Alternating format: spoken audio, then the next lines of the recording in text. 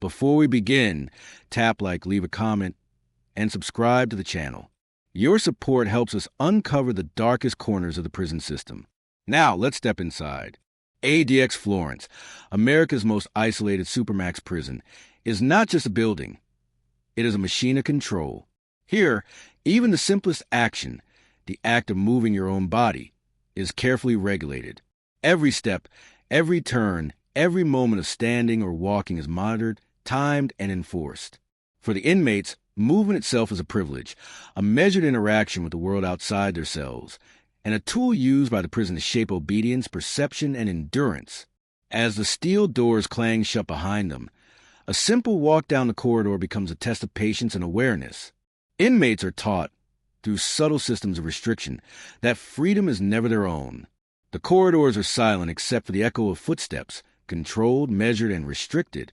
Even the act of standing up to stretch or shift is often timed, recorded, and supervised. The human body, naturally restless, becomes a subject of constant observation. In this documentary, we will explore how movement is not just limited, it is weaponized in a psychological and systemic way. You will learn the protocols that govern every footstep, from the cell to the recreation area, from the medical escort to the meal slot. We will reveal how ADX Florence uses architecture, routine, and the physical environment itself to enforce compliance without the need for force. For new viewers, the prison might seem like a place of silence and isolation, but the reality is even more controlled. Every inch of space is mapped, every motion calculated, and every deviation from the expected path can carry consequences. By examining these restrictions, we will understand how restraint becomes a form of education, shaping inmates' behaviors, habits, and even thought patterns over time. By the end of this hook, you will see that freedom is more than a door opening. It is measured in steps, controlled by invisible systems, and used as a mechanism to maintain order. ADX Florence is a place where movement is not incidental. It is deliberate, observed, and orchestrated. And in understanding this, we begin to understand the subtle power the prison holds over every aspect of inmate life.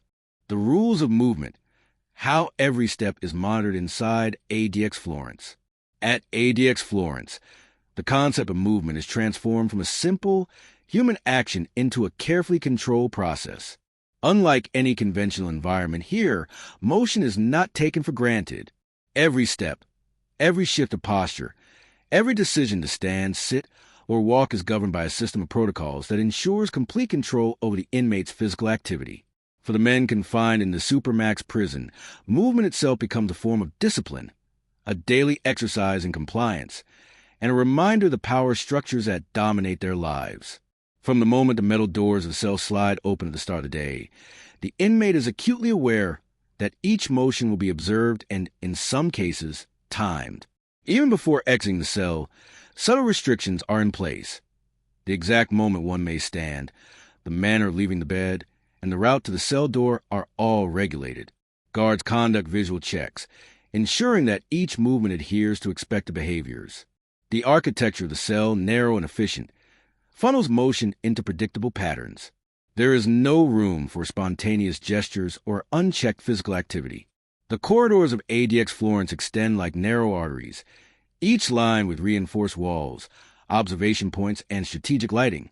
Movement within these corridors is a calculated ritual. Guards monitor every step. Cameras capture every angle, and sensors provide data on timing and behavior. An inmate walking down the hall is not simply traveling from point A to point B. He is participating in a structured dance, choreographed by the institution itself. Even a minor deviation, pausing too long near a door, hesitating in a corner, or adjusting clothing, can draw attention and result in administrative action. Timing plays a pivotal role in controlling motion. Inmates are assigned specific windows to exit their cells, travel to the recreation area, collect meals, attend medical appointments, or engage in educational or work-related activities. These windows are staggered meticulously to prevent congestion and maintain security. As a result, each movement becomes a part of a larger, synchronized system where personal choice is subordinate to institutional rhythm. Inmates quickly learn to anticipate the timing of their steps, internalizing the rules until they become second nature. The prison's control over movement is subtle but omnipresent, shaping not only physical activity but psychological perception. Even within the small confines of a cell, movement is influenced by the knowledge of constant observation. Security cameras, strategically placed mirrors, and routine guard inspections ensure that every minor action is seen and assessed. This creates a heightened self-awareness in inmates. They adjust posture, limit stretching, and avoid unnecessary gestures. In this way, the restriction of movement begins at the most intimate level, affecting not only what the body does, but how it feels to inhabit it. Inmates report experiencing a constant tension, a quiet anxiety that stems from knowing that no movement escapes scrutiny. The psychological consequences of restricted movement are profound. Prolonged confinement with minimal opportunity for unmonitored physical activity can lead to increased stress, anxiety, and heightened sensory awareness. Inmates describe a feeling of their bodies being measured, even when alone, as if the walls themselves were aware of each gesture. This subtle but relentless surveillance erodes the sense of autonomy, teaching compliance not through punishment alone, but through an intricate combination of observation, architecture, and timing. Movement restrictions extend into all areas of the prison. Inmates traveling to the recreation cages must follow exact routes, at precise times, and in predetermined formations. Those requiring medical attention or other escorted movement are subjected to protocols that dictate not only when they move, but how. Every step along the corridor, every door opened, every threshold crossed is governed by procedure.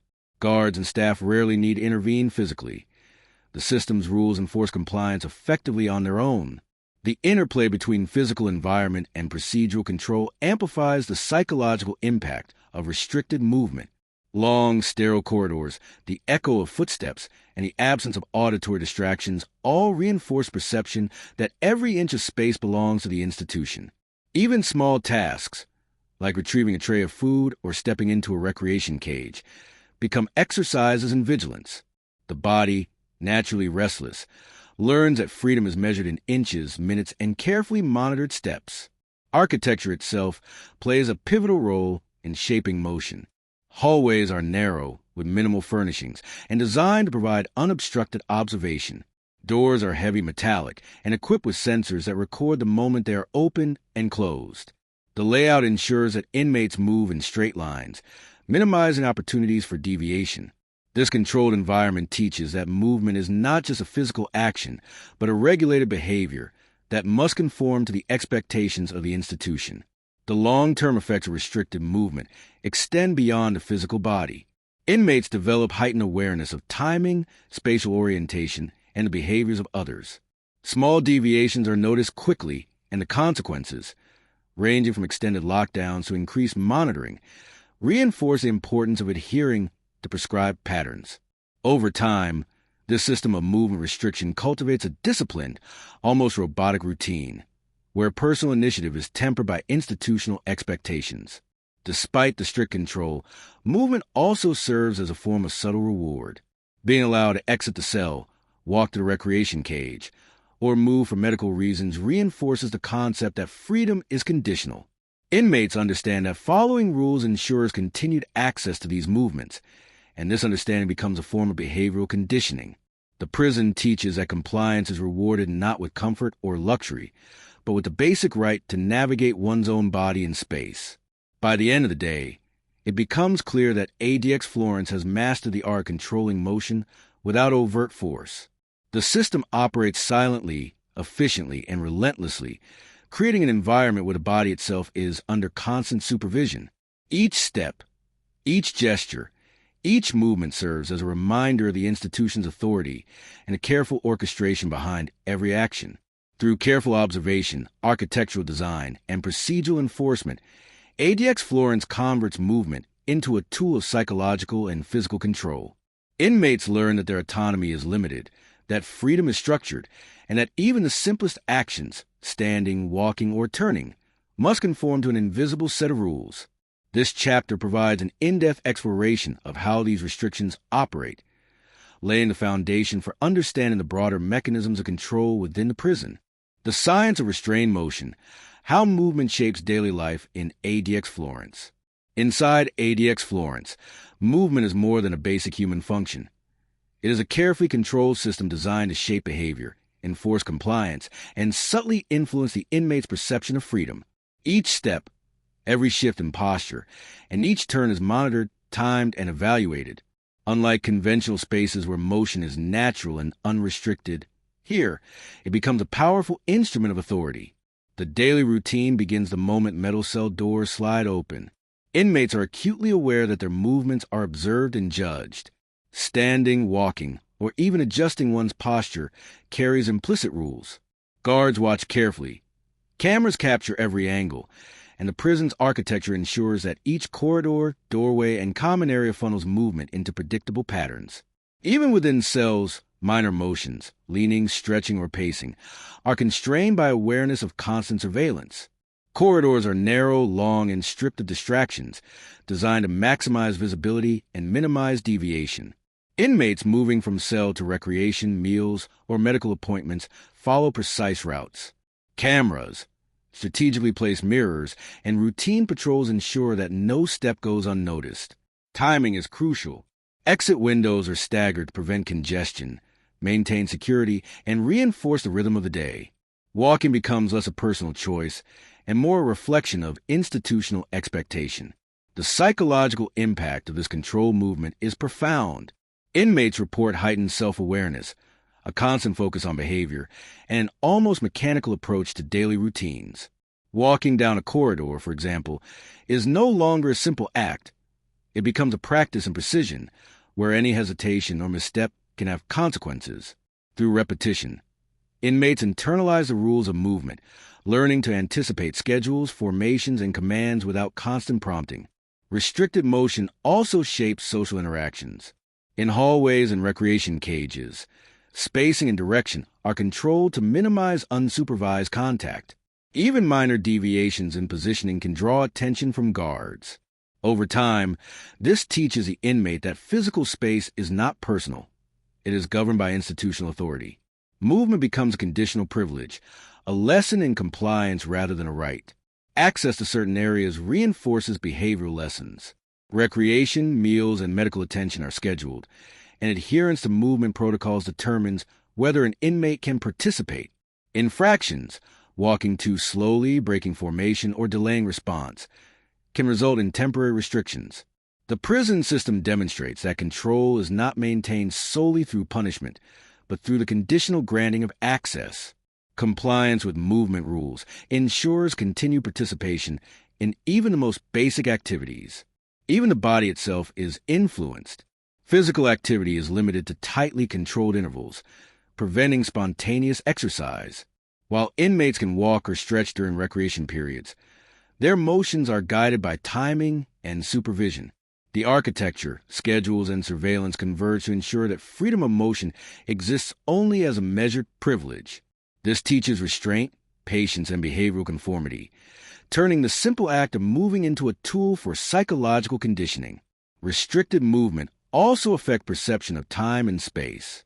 Long corridors and repetitive schedules amplify the sense of duration and confinement. Inmates develop a heightened awareness of each step and its consequences. Cameras, sensors, and guards reinforce these boundaries, creating an environment where physical compliance becomes second nature. The body and mind are trained to anticipate the rules and navigate space with precision, even without direct supervision. By the end of the day, inmates understand that motion is inseparable from authority. The physical environment, procedural enforcement, and observation systems work in unison to teach that freedom of movement is conditional, structured, and monitored. Every step, pause, and gesture reinforces the Supermax's power while shaping behavior subtly yet effectively. Movement is no longer merely physical. It is a medium through which discipline, compliance, and psychological control are delivered. Through these mechanisms, ADX Florence transforms movement into a teaching tool. It instills self-regulation, awareness, and obedience while maintaining security and minimizing overt force. Understanding this system reveals how space, timing, and motion are used not just to control the body, but to influence thought, perception, and daily behavior. Isolation and its invisible chains. How sensory deprivation shapes life in ADX Florence. In ADX Florence, isolation is not merely physical, It is sensory, psychological, and profoundly educational in its design. Unlike traditional prisons where interaction and environmental stimuli may vary, here, every sound, light, and visual cue is controlled to create an environment that shapes behavior subtly, yet powerfully. While Chapter 2 focused on movement, Chapter 3 delves into the psychological dimension of restricted senses, exploring how the absence and modulation of stimuli becomes a tool to regulate thought, perception, and daily conduct. The design of ADX Florence cells emphasizes minimalism and control. Each cell is sparsely furnished, with muted colors and no distractions. Windows, if present, are small, often reinforced with layers that obscure full views of the outside world. Fluorescent lighting is consistent but deliberately bland, designed to remove natural cues that mark the passage of time. The constant illumination, coupled with absence of external sound or visual variation, creates an environment where the mind focuses inward. Inmates quickly discover that the body alone, or the limited sensory input, becomes the anchor of reality. Sensory deprivation begins the moment inmates enter their cells. Doors seal, locks click, and the world outside becomes distant, faint, and controlled. Outside noises, footsteps, distant announcements, or equipment are filtered by architecture and soundproofing. Within this silence, inmates experience time differently. Minutes stretch longer, and the absence of familiar sensory markers amplifies the awareness of confinement. This is not accidental. It is a deliberate mechanism to teach inmates self-regulation, patience, and mental focus. Isolation is reinforced through controlled scheduling. Each activity, from meals to recreation, is regimented. Meals are delivered at specific times, and any deviation is rare. Recreation periods are brief, supervised, and designed to limit interaction. The deliberate spacing and timing of activities ensure that the inmate's experience remains predictable yet restrictive. Predictability creates a dual lesson. Compliance with rules leads to routine access, while any disruption risks temporary deprivation. Movement, light, sound, and schedule converge to educate the mind in the art of restraint. Even basic communication is limited. Inmates are restricted to brief, monitored interactions with staff and occasionally with other prisoners. Conversations are sparse, controlled in tone and content, and rarely prolonged. This minimal social input intensifies the effect of sensory deprivation, compelling the mind to focus on its internal narrative. Thoughts, reflections, and self-awareness become amplified. In essence, the mind begins to learn discipline through observation of itself, a subtle form of behavioral education unique to high-security confinement. The psychological impact of isolation is profound. Inmates report increased awareness of their own habits, thoughts, and even physiological responses. Small movements, adjusting posture, pacing a cell, or even breathing, become points of focus. The reduction of external stimuli forces the brain to develop internal structures for tracking time, regulating emotion, and anticipating routine events. Isolation teaches, through necessity, that mental and emotional stability depends on conscious self-management. Lighting and sound control are central to this system. The consistent, neutral light eliminates natural circadian cues, affecting perception of day and night. Sounds are filtered, muted, or entirely absent, creating an environment where auditory attention is sharpened and hypersensitive. Even minor changes, a footstep outside, a door sliding, trigger heightened awareness. This acute perception teaches inmates to monitor their environment, anticipate consequences, and internalize rules without overt instruction. The mind becomes trained to interpret subtle cues as signals for action or restraint. Isolation also serves as a tool for emotional education. By limiting social interaction and sensory input, inmates are encouraged to confront their own thoughts, emotions, and fears. This can lead to self-reflection, problem-solving, and the development of coping mechanisms. While the environment is intentionally harsh, it is also instructive. Inmates are taught the value of patience, self-discipline, and emotional regulation, not through dialogue but through lived experience. Every day becomes a lesson in observation, anticipation, and self-control. Medical and security considerations are tightly integrated into this sensory structure. For instance, movement for meals or recreation is carefully timed to minimize interaction while maintaining a predictable sensory environment. Guards are trained to minimize noise and maintain visual consistency during these routines. Every detail, from the angle of cell lights to the cadence of footsteps in corridors, is part of a system designed to teach that order, restraint, and compliance are fundamental. Recreation periods, though brief, also reinforce sensory awareness. Inmates may be allowed limited outdoor exposure, but even this is highly structured. Exercise equipment is minimal, interactions are closely monitored, and outdoor visibility is constrained. The mind and body are taught to associate freedom of movement and sensory input with structured activity. Any attempt to bypass these limits is met with immediate correction, reinforcing lessons learned through consistent, controlled exposure. The educational purpose of this sensory deprivation is subtle but effective. By controlling what inmates see, hear, and experience, ADX Florence teaches them that freedom is conditional and behavior is directly connected to the environment. Every action, every response, and every perception is part of a larger system of cause and effect. Inmates learn through experience that discipline is not merely enforced externally. It becomes internalized as part of their daily life. Even during solitary reflection, inmates are engaged in mental education. Reading, writing, or other cognitive exercises are often the only variable stimuli, emphasizing internal growth over external distraction. The lack of excess sensory input encourages focus, planning, and careful attention to detail. In this environment, the mind develops habits of self-regulation that extend beyond the walls of the cell. By the end of Chapter 3, it becomes clear that isolation at ADX Florence is not a punishment alone. It is a methodical educational system. Movement, light, sound, and human interaction are carefully orchestrated to create a controlled environment where the mind and body are simultaneously trained. Inmates are taught through sensory deprivation that compliance, self-discipline, and patience are necessary for navigating their daily lives. The environment shapes thought as much as it governs behavior, revealing the intricate sophistication of the Supermax system. Isolation is thus not empty. It is instructive. Each day is a lesson in observing oneself, anticipating consequences, and regulating responses. Through careful management of sensory input, ADX Florence demonstrates how education can occur even in extreme confinement, shaping behavior, perception, and resilience. For viewers, the lesson is both chilling and enlightening. Control of the senses is as powerful as control of motion, teaching that every step, every glance, and every thought can be guided by the environment. The rules of silence, how communication restrictions shape inmate behavior in ADX Florence. One of the most striking features of life inside ADX Florence is the control over communication. Unlike standard prisons where interaction occurs freely through casual conversation, group activities, or verbal instruction, here speech, gesture, and even eye contact are strictly monitored. The suppression of communication is not simply a punitive measure. It is an intricate system designed to influence thought patterns, reinforce compliance, and instill self-regulation. From the moment an inmate enters their cell, they understand that every word, every gesture, every movement can be observed.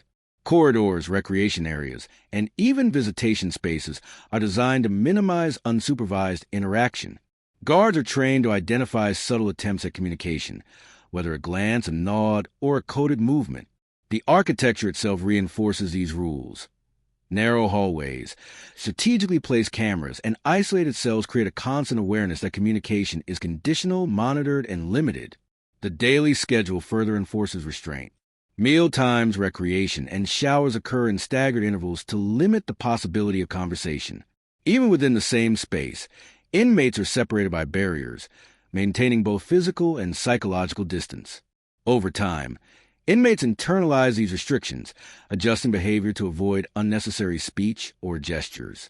In this way, silence becomes a form of discipline, shaping thought and behavior as effectively as direct instruction.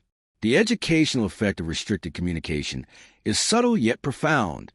Inmates develop heightened awareness of their environment, learning to read cues, anticipate actions, and regulate responses without verbal guidance.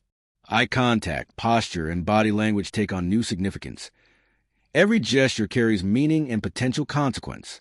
By forcing inmates to rely on observation and self-control rather than dialogue, ADX Florence teaches lessons in anticipation, attention, and internal discipline. Communication restrictions extend beyond interactions with fellow inmates. Staff interactions are also tightly controlled. Conversations with guards are brief, purposeful and procedural. Requests must be made through formal channels, and even minor deviations can result in immediate correction. The lesson is clear. Communication is not a right but a privilege, granted sparingly and dependent on compliance. Inmates quickly learn that restraint is essential for maintaining access to even basic services. Silence is reinforced through structural design. Cells are soundproof to prevent inadvertent conversations, while communal areas are monitored to minimize the chance of unsupervised dialogue.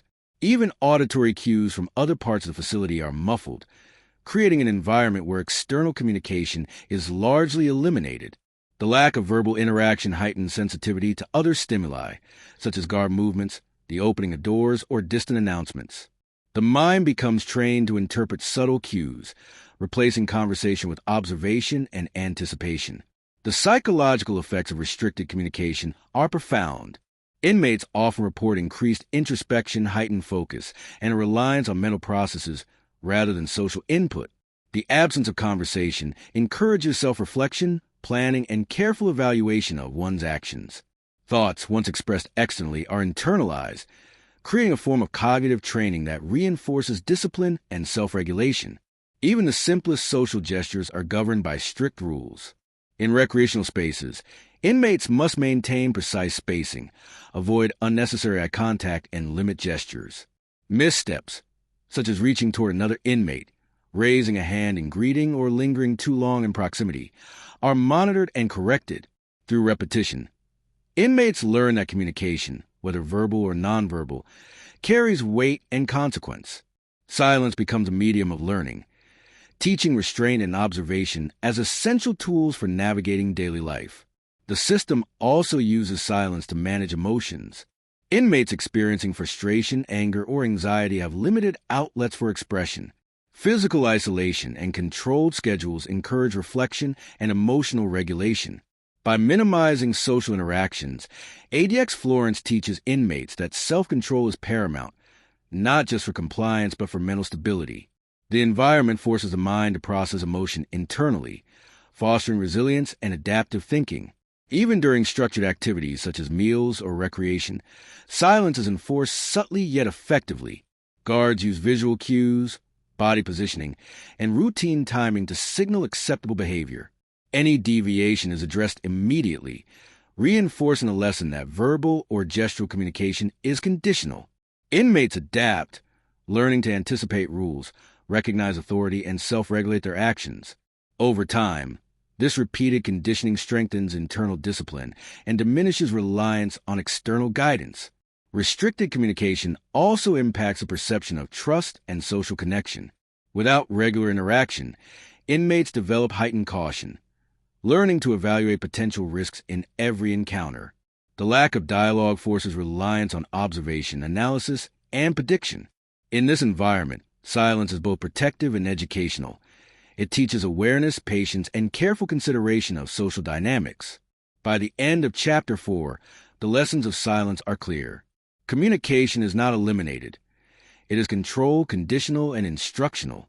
Through strict enforcement of verbal and nonverbal rules, inmates learn to regulate behavior, anticipate consequences, and internalize discipline.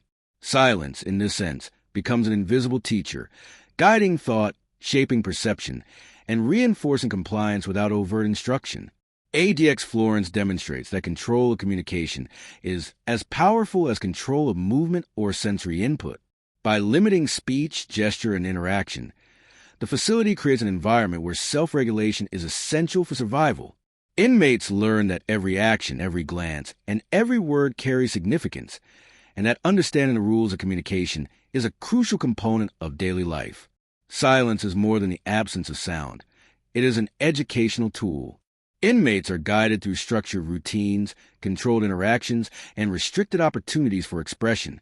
By doing so, ADX Florence teaches that restraint, observation, and compliance are not merely enforced externally, but internalized through daily experience.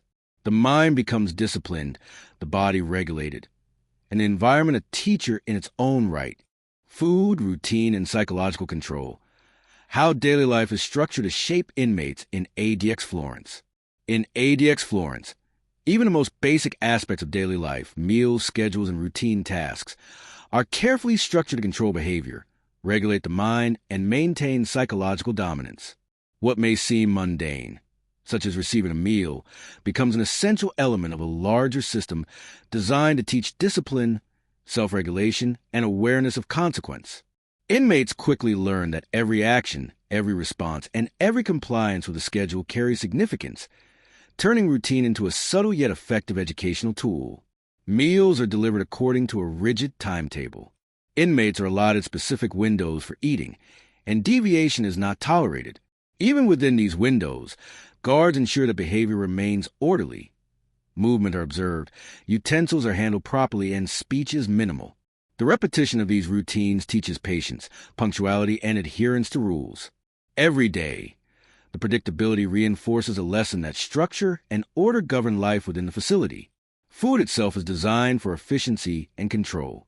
Portions are consistent, presentation minimal, and sensory variation limited. The taste, texture, and appearance are intentionally restrained to avoid distraction or comfort. This serves multiple purposes: maintaining health, reducing opportunities for conflict, and encouraging a focus on self-discipline rather than indulgence. Inmates learn to regulate their responses to their meals, adapting to limited stimuli, and focusing on necessity rather than preference. Beyond mere sustenance, the process of receiving food reinforces psychological control. Trays are delivered individually, often through slots in cell doors, minimizing interaction. The timing of delivery is precise, and any delay in readiness is noted. Guards monitor behavior during these exchanges, teaching inmates that even small deviations in conduct, fidgeting, delay, or inattentiveness, carry consequences. Through this repetition, the act of eating becomes a lesson in patience, compliance, and mental discipline. Routine extends far beyond meals. Every aspect of the day, waking, hygiene, recreation, and sleep, is scheduled and monitored. Inmates learn to anticipate these events and align their behavior accordingly. The strict timing teaches self-regulation and reduces reliance on verbal instructions. In a sense, the schedule becomes both a teacher and a guide, instructing inmates on how to structure their own actions in a high-stakes environment. Recreation periods, although limited, are carefully structured to reinforce routine and observation skills. Movement is allowed within confined spaces, with spacing and behavior closely monitored. Guards use subtle cues to manage activity and ensure compliance. Inmates learn to navigate this restrictive freedom, understanding that adherence to rules guarantees access, while deviation invites correction. The system teaches that freedom is conditional, structured, and directly linked to behavior. Hygiene routines follow the same principles. Showering, laundry, and cell cleaning occur at predetermined times. Inmates are responsible for maintaining their space, but the supervision ensures that rules are followed precisely. Attention to detail, personal discipline, and conscientious behavior become ingrained through repetition. These small, daily responsibilities accumulate to shape a mindset attuned to structure, self-control, and observation authority. The psychological effect of this controlled routine is profound. Inmates experience a blend of predictability and restriction that reinforces internalized discipline. Each day's schedule becomes a framework for mental stability, reducing uncertainty while reinforcing awareness of consequence. Predictable structure is paired with strict oversight, teaching that behavior, even in mundane tasks, is never without significance. Even sleep is regimented. Lights, temperature, and noise levels are controlled to promote rest at designated times.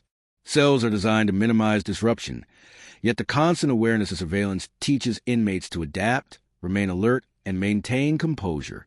Sleep itself becomes a part of the educational system, regulated, structured, and observed. Over time, inmates internalize these routines, understanding that each action, each pause, and each period of rest is part of a broader system of control. Beyond individual routines, communal interactions during meals, recreation, or movement reinforce social discipline. Spacing, posture, and adherence to rules are monitored to reduce conflict and maintain safety. Inmates learn through observation and correction that social behavior is tightly constrained. Each interaction is a lesson in patience, careful assessment of others, and anticipation of consequences. The environment educates the mind in navigating social and spatial limitations simultaneously. Medical care is integrated into these routines. Scheduled checkups, monitoring, and treatment reinforce the broader lesson of structure. Inmates understand that adherence to rules ensures access to these services, while noncompliance may result in restriction or delay. Even healthcare becomes a teaching tool, demonstrating the interplay between behavior, consequence, and privilege. It becomes evident that daily life at ADX Florence is meticulously designed to shape thought, behavior, and emotional resilience. Meals, hygiene, sleep, and recreation are not merely functional. They are instruments of psychological education. Inmates learn to regulate their own actions, anticipate schedules, and internalize discipline. The environment transforms routine into a framework for self-control, compliance, and adaptation. The combination of rigid structure, controlled access, and constant observation ensures that every moment contributes to learning. Inmates gradually internalize lessons of patience awareness and behavioral regulation. They discover that small actions, preparing for a meal, following hygiene protocols, maintaining posture, have meaning beyond the immediate. Each day becomes continuous, immersive experience in discipline and psychological conditioning. ADX Florence demonstrates the educational power of routine.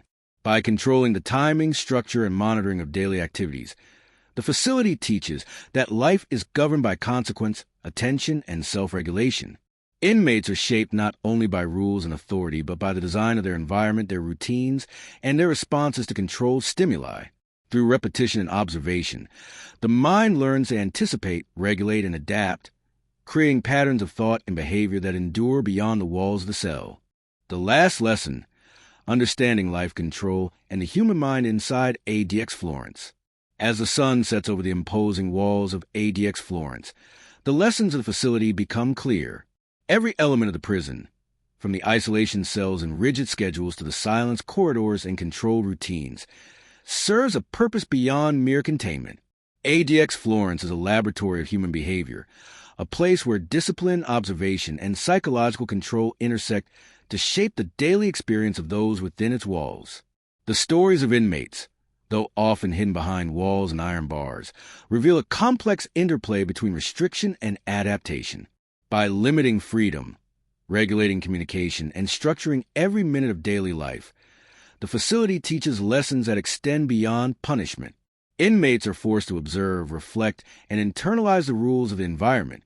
They learn that survival depends not only on physical resilience, but on mental fortitude, attention to detail, and emotional regulation. Every meal, every shower, every recreation period, and every moment of enforced silence is an opportunity for learning. Inmates discover the power of self-discipline, the necessity of patience, and the importance of awareness. They realize that even the smallest deviation from the rules carries consequences, and that every gesture, word, or thought must be carefully considered.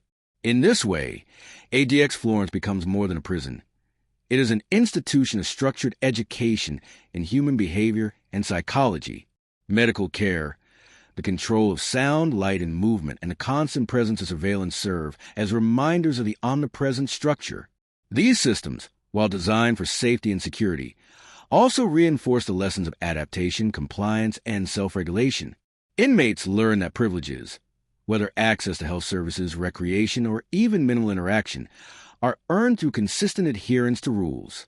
The environment teaches cause and effect in a way that is both tangible and relentless. The silence that permeates the cells is one of the most powerful teachers of all. Deprived of regular conversation, inmates develop introspection, heightened observation skills, and a reliance on mental processing rather than verbal expression. Thought becomes internalized, reflection becomes habitual, and patience becomes second nature. Silence, in this context, is not emptiness but instruction. It shapes behavior and thought as effectively as any direct intervention. Structured routines further cement these lessons. Every day, inmates wake, eat, move, and sleep according to precise schedules. Even seemingly mundane tasks, from making a bed to washing a tray, reinforce attention to detail, responsibility, and compliance. Repetition ingrains these habits deeply, forming patterns of behavior that continue to influence the mind long after the immediate act is completed. Routine, in this sense, becomes an invisible curriculum, teaching discipline without words, shaping resilience without force. The psychological impact of this environment is profound. Inmates experience an intense form of education in self-regulation. They learn to anticipate rules, monitor their behavior, and navigate constraints. Every day presents challenges in observation, patience, and emotional management. The lessons learned are subtle, cumulative, and powerful. The human mind, when confined and observed, adapts in ways that reflect both resilience and vulnerability. Even as viewers, there is much to learn from understanding life inside ADX Florence. The facility demonstrates the limits of human adaptability, the power of structured control, and the intricate relationship between environment and behavior. It offers a rare glimpse into mechanisms by which discipline, observation, and psychological conditioning interact to shape the individual. Beyond punishment, the prison serves as a case study in human psychology, social control, and the profound effects of structure on daily life. For those outside its walls, the lessons are both cautionary and educational. ADX Florence illustrates how routine, silence, communication control, and observation can profoundly shape behavior. It teaches that discipline is not simply imposed, but internalized. That compliance is not only a response to authority, but a strategy for survival. And that even in the most restrictive environments, the human mind continues to learn, adapt, and reflect. As the final moments of the day pass, the silence of the cells remains. Guards complete their rounds, lights dim, and the routines continue. Inmates settle into their beds, reflecting on the day, processing the lessons, and preparing for another cycle of structured life. The rhythm of the facility persists, relentless yet instructive, a constant teacher of restraint, patience, and self-awareness. It has examined how communication, structure, and control interact to shape the human experience within one of America's most secure facilities. For the viewer, the story is not just about confinement, but about the broader implications of human behavior under extreme conditions. It is a testament to resilience of the mind, the power of structure, and the enduring lessons of adaptation and self-regulation. Thanks for watching. Like, share, and subscribe. Remember, every environment, no matter how challenging, teaches lessons about behavior, resilience, and adaptation. ADX Florence is a case study in extreme human psychology, offering insights that resonate far beyond its walls.